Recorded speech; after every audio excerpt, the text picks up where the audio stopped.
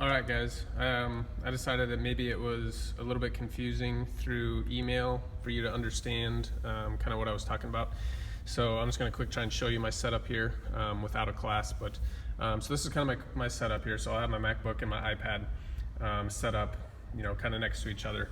And then, so I'll actually go into Webex on my iPad, right? Okay, start a meeting. So I'm logged into my Webex, start meeting.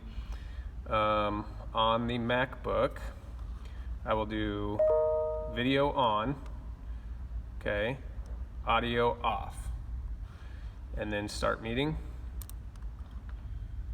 Okay, and then once I'm logged in there, oh, looks like I actually have a couple kids hanging out in my room still from last class.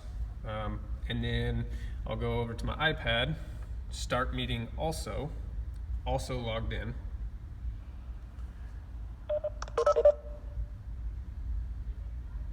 Okay, and then here I will have video off, so I'm going to stop the video, and then I'll actually unmute it. I'm not going to do it now because it looks like I have a couple kids on, but I'll unmute it to actually make it so that the audio is going in through the iPad, so they'll be able to hear me through the iPad, but see me through the MacBook. Okay, and then what you may have to do is a lot of times what it'll do is the iPad will actually override and take the host role from your MacBook once you log in.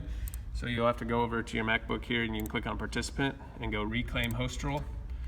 So now I've reclaimed the host role on my MacBook, so that on my MacBook I can open up the participants over here and I can mute and unmute my participants, okay? And I can see them, okay? And then I'll share on my iPad. So if I go over here and I go to share, like one of the previous videos that was going around, or one of the previous email threads that was going around, you want to optimize for video, okay? And then share screen, and then start broadcast. Okay, so now I'm sharing my screen on my iPad. Okay, so here would be my screen on my iPad, and then if I come over to my MacBook, you can see that what I'm sharing on my iPad is transferred over to my MacBook, and then it's also showing my students across the top here.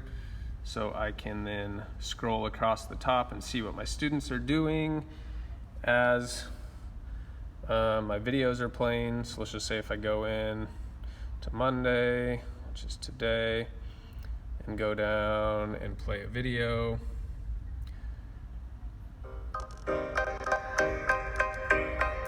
Okay, then the video is going to be playing on my iPad.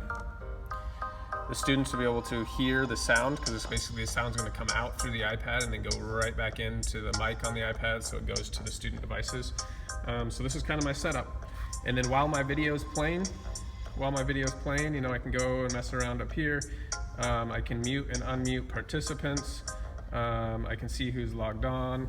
And then technically, if I want to, also while this video is playing, I can even go through and say check my email while I'm sharing my screen and my students are exercising or something, if I need to check that quick.